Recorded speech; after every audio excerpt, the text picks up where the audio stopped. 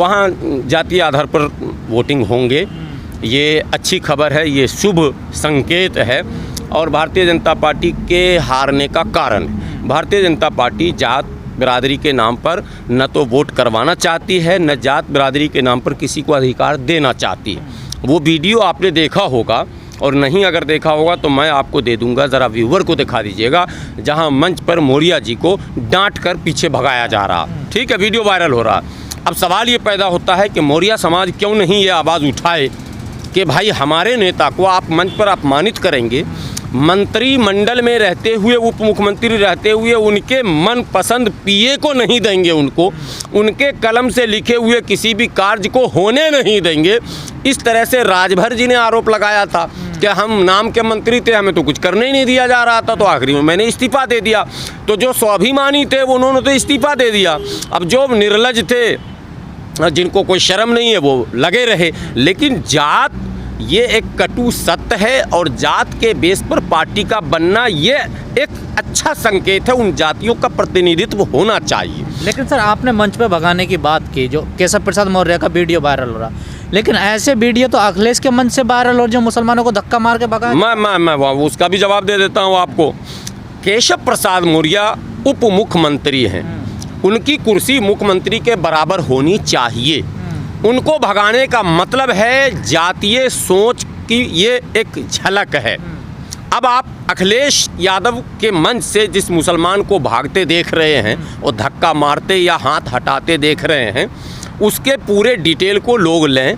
गलत ढंग से उसको प्रचारित किया जा रहा। अखिलेश यादव के बगल में वो मुसलमान जो जा रहा ज़बरदस्ती अपना चेहरा फ़ोटो खिंचाने, वो जिला लेवल का एक नेता है।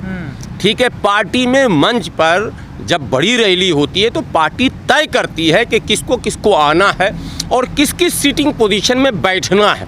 वो न मंत्री है, न विधायक है, न पूर्व विधायक है, न सांसद है। गलत ढंग से कुछ नेताओं ने उसे सांसद और विधायक भी कहा है, वो नहीं है, उसकी पूरी डिटेल है सामने। और उसे अखिलेश यादव ने धक्का नहीं दिया है और ना अखिलेश यादव ने उसकी तरफ देखा है। रोका भी तो नहीं अखिलेश। एक मिनट, अखिलेश के बाद 1 और 2 और 3 नेता, उस वीडियो को फिर देखिएगा।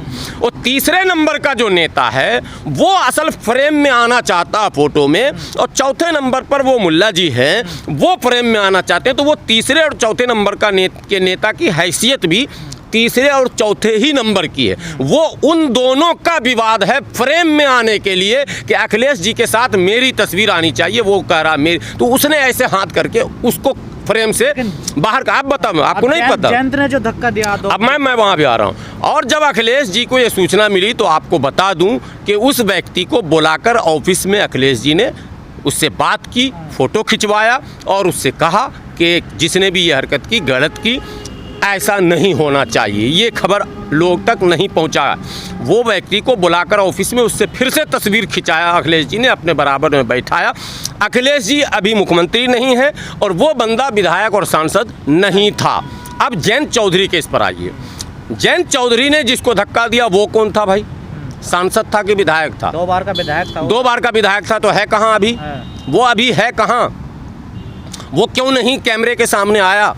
वो क्यों नहीं प्रेस के सामने आया? वो क्यों नहीं इतना बेगैरत है क्या कि वो अब तक जो है उसी दल में या उसी नेता के साथ जुड़ा हुआ है? अगर कोई वाकई विधायक और सांसद है, पूर्व भी है, पार्टी में काम कर रहा, समर्पित है, और वो पार्टी के मंच पर अपमान अगर उसका होता है तो उसे उस दल को लात मार देना चाहिए। लेकिन यदि नहीं लात मारता है तो ये समझ लें कि वो व्यक्ति कहीं न कहीं लोभ लालच में वहाँ सटा हुआ है और अपमान झेल कर भी वो फिर कुछ और पार्टी से लेना चाहता है। जयंत जी ने हाथ मार दिया या लात मार दिया, वो ये सोच रहा है कि जयंत जी से फिर हमको टिकट किसी तरह मिल जाएगा। लेकिन ये हरकत कोई भी नेता करते हैं, हम उसका विरोध करते हैं। चुनाव ही नहीं, आम दिनों में भी जब मंच पर तय हो जाता है कि कौन चढ़ेगा नहीं चढ़ेगा, तो फिर मंच पर धक्का मुक्की करना अशोभनीय है, निंदनीय है। इसकी निंदा भर्त्सना हम करते हैं। लेकिन साथ में हम ये बताना चाहते हैं कि उप मुख्यमंत्री कोई नेता नहीं होता, वो सेकंड सीएम होता है, डिप्टी सीएम होता है। उसको धक्का मारना संवैधानिक संकट पैदा करना होता है। अगर उप मुख्यमंत्री स्वाभिमानी होते तो संकट पार्टी को खड़ी हो गई होती, सरकार को संकट खड़ी हो गई होती और सरकार गिर भी गई होती। अगर मौर्य जी चाह लेते तो इस मुद्दे पर सरकार को गिरा देते, लेकिन मौर्य समाज देख रहा है इसको, मौर्य समाज इस अपमान को देख रहा है, वो भारतीय जनता पार्टी को वोट नहीं देगा। कुल मिलाकर उत्तर प्रदेश में जो परिस्थितियां बन रही हैं उसमें बहन जी का कुंभा बहन जी के साथ जा रहा, शुभ संकेत है, अच्छी बात है। अखिलेश का कुंभा अखिलेश जी के साथ जा रहा, शुभ संकेत है। राजभर जी का कुंभा राजभर जी के साथ जा रहा है। पटेल का कुंभा पटेल के साथ जा रहा है। निषाद का कुंभा निषाद के साथ जा रहा है। ये सारे अच्छे संकेत हैं। अब आप कहेंगे कि मुसलमान कहाँ जा रहा? मुसलमान सपा में भी जा रहा है, मुसलमान बसपा में भी जा रहा है, मुसलमान कांग्रेस में भी जा रहा है, मुसलमान MIM में भी जा रहा है। अब प्रतिशत क्या होगा? चुनाव जो मुड़ेगा वो प्रतिशत पर मुड़ेगा कि सर्वाधिक मुसलमान किधर जा रहा है, वहीं चुनाव जो है जीत हार का कारण बनेगा। आपको एक सूचना मिल रही होगी, अनीस मंसूरी जो बसपा में थे, अच्छे पद पर थे, प्रभारी थे, बहन जी ने सम्मान दिया था, लेकिन वो सपा में चले गए। आपको इमरान मसूद कांग्रेस के थे, सपा में चले गए। संकेत ये है जनता का कि मुसलमानों की बड़ी संख्या जो है वो सपा की तरफ जा रही है, इसीलिए मुस्लिम लीडर भी धीरे धीरे दल को छोड़कर सपा की तरफ खिसक रहे हैं। आपको याद होगा 2014 में कांग्रेस के सारे सांसद छोड़ छोड़कर भाजपा में जा रहे थे, याद है? और कांग्रेस के लगभग 1 दर्जन से ज़्यादा जीते हुए सांसद भाजपा में चले गए थे और हारा हुआ तो बेचारा सभी चला गया था और बाद में वो सांसद भाजपा से बन के आ भी गया। तो नेता जो है वो हवा का रुख भांपते हैं। हवा यही है कि बड़ी आबादी मुसलमानों की सपा की तरफ है, लेकिन मुसलमान बसपा में भी हैं, मतदाता भी हैं, वोटर भी हैं, नेता भी हैं, और कांग्रेस में भी हैं, मतदाता भी हैं, वोटर भी हैं और नेता भी हैं। और इसी तरह से MIM को भी हम लाख नकार दें मगर MIM में भी है कुछ न कुछ। बीजेपी को भूल गए आप? बीजेपी में है वो गिनती के 2-4-5%, 1-2% चलेंगे। कितना डेंट लगाएंगे? देखिए 2-4% तो डैमेज वोट करेंगे वो, हाँ 2 से 4% मुस्लिम वोट वो डैमेज करेंगे। और सीट के नाम पर मैं समझता हूँ 1 या 2 सीट उत्तर प्रदेश में। लेकिन सर उनका जो भाषण होता है बहुत प्रभावी होता है। नहीं प्रभावी नहीं होता, मैं तो विरोध करता हूँ। उनके भाषण से पोलराइजेशन ज़्यादा होता है, ध्रुवीकरण होता है। उनके भाषण से हिंदू मुस्लिम का वातावरण बनता है, नहीं होना चाहिए। ये देश सबको लेकर चलने की बात क्यों नहीं करते? बड़ी अच्छी बात महाराष्ट्र में कर रहे थे, शोषित वंचित की बात कर रहे हैं। कहाँ कर रहे हैं? तो प्रकाश अंबेडकर से क्या हो गया आपको परेशानी? जब महाराष्ट्र में आपका गठबंधन हुआ, आपको जो लोकसभा औरंगाबाद का मिला वो प्रकाश अंबेडकर के मदद से मिला। प्रकाश अंबेडकर के गठबंधन से आप औरंगाबाद सीट जीते थे, फिर प्रकाश अंबेडकर से आपका रिश्ता ख़त्म हो गया। इसका मतलब आपका कहीं ना कहीं नीयत ठीक नहीं है। अब आप आइए, आप उत्तर प्रदेश आए, आपको न चंद्रशेखर से आपका गठबंधन, न बहन जी से आपका गठबंधन, तो कैसे होगा भाई? आप शोषित वंचित की बात करेंगे तो उस वर्ग के नेताओं को तो साथ लेंगे। गठबंधन करने के लिए आप लोग कर कहाँ रहे हैं गठबंधन? नहीं, कौन तैयार हैं? ओवैसी तैयार हैं, वो तो कह रहे हैं। नहीं, चंद्रशेखर से मुलाकात हुई, बात नहीं बनी। आपने वीडियो देखा होगा। और इन्होंने राजभर से मुलाकात की, राजभर को इन्होंने CM बनाया था, नहीं हुआ।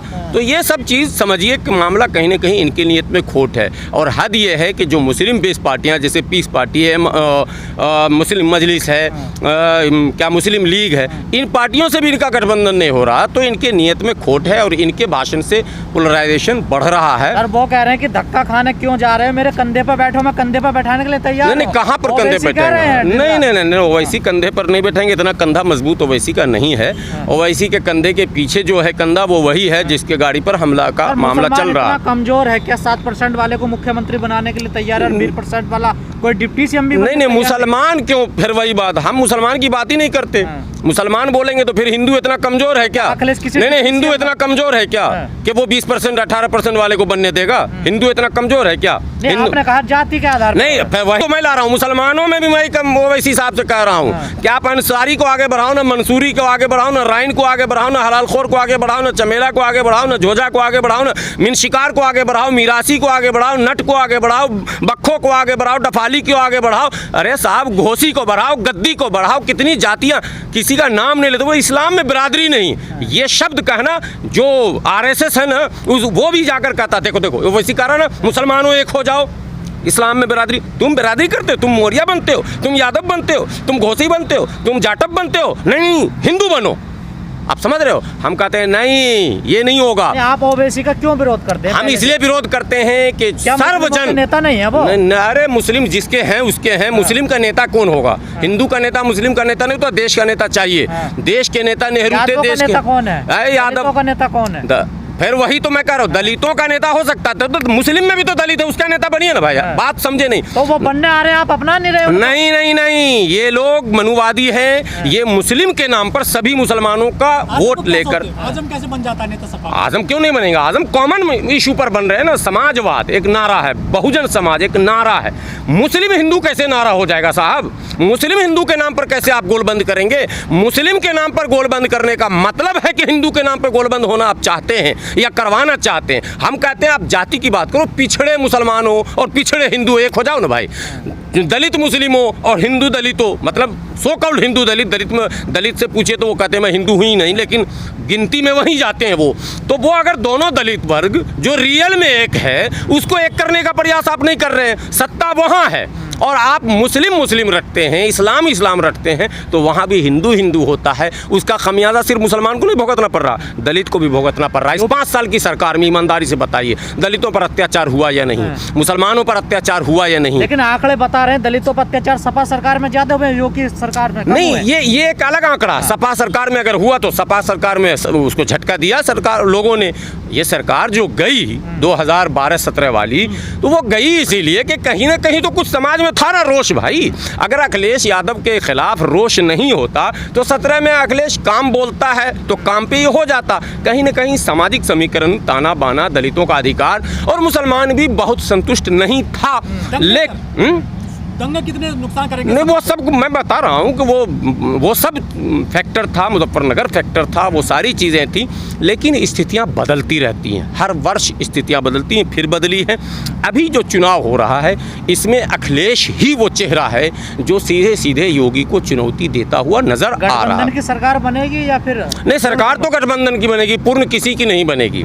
ये लिख कर ले जाइए कि पूर्ण बहुमत की सरकार किसी की नहीं बनेगी और सरकार 2 ही बनेगी। या तो मुख्यमंत्री योगी ही फिर रहेंगे गठबंधन करके किसी न किसी से तोड़ फोड़ कर, या फिर अखिलेश आएंगे और वहाँ गठबंधन होगा। बगैर गठबंधन के किसी की सरकार, न सपा पूर्ण बहुमत ले रही है न भाजपा पूर्ण बहुमत ले रही है। बहुमत से 10, 20, 30, 50 जो भी पीछे हो, ये दोनों पार्टियाँ पीछे रहेंगी। यही समीकरण। जयंत की स्थिति क्या देख रहे हो?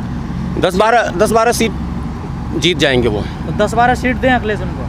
हाँ, नहीं, सीट तो जो दी जा रही है हमको लगता है 30 सीट लगभग दे रहे हैं। सहमति बताइए तो गड़बड़ हो जाएगा, सहमति भी हो जाएगी और 10 सीट लगभग जयंत निकाल भी लेंगे अगर गठबंधन ईमानदारी से लड़ेगा तो। वरना जयंत की स्थिति भी बहुत खराब होने वाली है।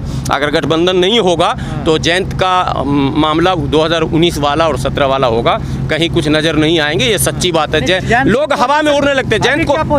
जयंत को भी हवा में नहीं उड़ना चाहिए। जयंत चौधरी के पास असीम संभावना है, बहुत समय है अभी राजनीति करने का। अभी उन्हें अखिलेश यादव के नेतृत्व को स्वीकार करना चाहिए और सामंजस्य स्थापित करके जितनी जल्दी हो उम्मीदवार की घोषणा कर देनी चाहिए। समाजवादी पार्टी ने 42 उम्मीदवारों की सूची कल जारी कर दी है। उम्मीदवारों को जब टिकट मिल जाता है तो वो क्षेत्र में समय देता है, वरना लखनऊ में पड़ा रहेगा, मुजफ्फरनगर में पड़ा रहेगा। वो पड़ा रहेगा तो उसका वोट कम हो जाएगा। इसलिए जयंत चौधरी से मैं आपके चैनल के माध्यम से विनती करता हूँ, आप ज़्यादा मत उड़िए, अभी उड़ने का समय नहीं है। अभी भाजपा को डिफीट देने का समय है, क्योंकि हाथरस में लाठी लेकर जब कुटाई हुई थी जयंत चौधरी की, वो दृश्य जयंत चौधरी को याद रखना चाहिए। आपको लगता है जाट साथ देगा जयंत? बिल्कुल देगा, क्योंकि जाटों को पता, पश्चिम उत्तर प्रदेश पे पूरी तरह से देखिए पत्ते खुल नहीं रहे हैं। सबको डर लग रहा है कि कहीं ऐसा ना हो कि सरकार फिर इसी की आ जाए। पत्ते खुल नहीं रहे हैं। ब्राह्मण भी इनसे रियल नाराज है। मैं घूम कर आया हूँ, अभी गोंडा में गया था, ब्राह्मण कह रहे थे नहीं स्थिति, ब्राह्मण किधर जाएगा? ब्राह्मण 50-50 हो गया है। 50% ब्राह्मण जो है वो भाजपा में है और 50 में सपा और बसपा दोनों में है। वो प्रत्याशी के ऊपर डिपेंड करेगा, उसमें पार्टी फैक्टर नहीं है, प्रत्याशी फैक्टर रहेगा। उसमें बसपा की तरफ भी ब्राह्मण जाएगा, प्रत्याशी फैक्टर कैंडिडेट के ऊपर, और सपा में भी जाएगा कैंडिडेट के ऊपर, लेकिन 50% ही जाएगा। जी, खुशी दुबे जो है, जो बिकरू कांड में जो है जेल चली गई थी, उसको भेजा गया था जेल। उसने कोर्ट में अपनी एक याचिका दाखिल की है कि पुलिस ने हमको गलत तरीके से जेल में डाला था और हम आज भी जेल में हैं, पुलिस पे उसने सवाल उठाए हैं, तो ब्राह्मण की क्या कुछ उसको कैस कराया? खुशी दुबे मुद्दा रियल में चुनाव में है, क्योंकि खुशी दुबे के साथ गलत हुआ है। मान लीजिए पति किसी का अपराधी है तो संवैधानिक दृष्टिकोण से भी और सामाजिक दृष्टिकोण से भी पत्नी को उसका दंड नहीं दिया जाना चाहिए। जो कुछ हुआ है खुशी दुबे के साथ गलत हुआ है, और मैं समझता हूँ अब तो चुनाव आयोग आ गया है और अदालत को भी इसकी वास्तविकता को समझनी चाहिए और खुशी दुबे की याचिका पर विचार करना चाहिए और ब्राह्मण समाज को ज़ोर से इसकी आवाज़ उठानी चाहिए, वरना आने वाले दिनों में ब्राह्मण समाज को इससे ज़्यादा पीड़ा झेलनी पड़ेगी। आपको नहीं लगता बीएसपी जैसे कहीं ना कहीं आगे निकल गई और टिकट देने में, सबसे पहले प्रत्याशी घोषित करने में? नहीं, बीएसपी का मैनेजमेंट चल रहा शुरू से। सतीश मिश्रा पूरे उत्तर प्रदेश घूम रहे हैं, ब्राह्मण सम्मेलन कर रहे हैं, उनके दूसरे जाति के लोग जातीय सम्मेलन कर रहे हैं। बीएसपी का अपना एक अलग प्लान है, रोड मैप है। हम लोगों को राजनीति की सारी खबर है। बीएसपी हंगामा नहीं कर रही, लेकिन बीएसपी भी अपना काम कर रही है। उसका भी जो भी सिस्टम है वो जातीय सारा जो जुगाड़ होता है दूसरी पार्टियों से पहले प्रत्याशी, हाँ, सारा जुगाड़ उसका भी फिट है। लेकिन मैं आपको मतदाताओं का बता दूं जो रुझान, मतदाता प्रत्याशी को देखकर आप वोट करेंगे, रेस में कौन आगे है। मेन मुद्दा है, दो तरह के वोटर्स हैं, एकदम सिंपल। एक भाजपा जिताओ, एक है भाजपा हराओ। भाजपा जिताओ जो मतदाता है उसकी आबादी 30 और 40% के बीच है, 30 और 40% के बीच है। भाजपा हराओ 60 से 70% के बीच है। अब खेल क्या होगा असल, अब जो उम्मीदवार भाजपा के अगेंस्ट जो आएगा किसी भी विधानसभा में, वो उम्मीदवार तय करेगा कि वो चाहे बसपा का उम्मीदवार हो, वो चाहे सपा का हो, यहाँ तक कि कांग्रेस का भी जो सीट कहीं निकलेगा वो कांग्रेस पर नहीं निकलेगा। लिख कर ले जाइए, वो कैंडिडेट जो है ऐसा माहौल बना देगा कि उस मैसेज जाएगा कि भाजपा हराओ में ये नंबर 1 में जा रहा, तो जो साइलेंट वोट है वो सब का सब उसकी तरफ चला जाएगा। यही होगा बसपा के साथ, यही होगा सपा के साथ। अब तक की हवा में जो एक्सटर्नल हवा, सोशल मीडिया, भाग दौड़, उसमें यह है कि सपा मुख्य प्रतिद्वंदी है और ये मानकर आप चलें कि सपा के साथ 80% यादव और 80% मुस्लिम हैं अब तक। आगे कैंडिडेट कंप्लीट नहीं है, नहीं कंप्लीट नहीं है, बिल्कुल नहीं है कंप्लीट, 80%। और मुस्लिम तो खैर कंप्लीट हो भी नहीं सकता, सेटअप ही नहीं है होने का। लेकिन 80% मैं कह रहा हूँ, वोटिंग में 70 भी हो सकता, 60 भी हो सकता, वो कैंडिडेट के ऊपर डिपेंड होगा। कुछ भी विधानसभा में अगर बसपा ने दे दिया वैसा कैंडिडेट, विधानसभा का मैं बता रहा हूँ, आप देखिए अगर अब जैसे जाकिर आ गए या उस टाइप, तो लीड कौन करेगा? अब लोनी में जो है बसपा भारी पड़ रही है। मैं इस तरह से आप नजर रखे, मैं भी नजर रखे हुआ हूँ, वो डिपेंड करेगा उम्मीदवार पर। मेन है कि भाजपा को हरा कौन रहा है, ये मैसेज देने में जो जल्दी सफल होगा वो जल्दी सारे वोट भाजपा विरोधी वोट को अपने पीछे ले लेगा। यही कुल चुनाव है।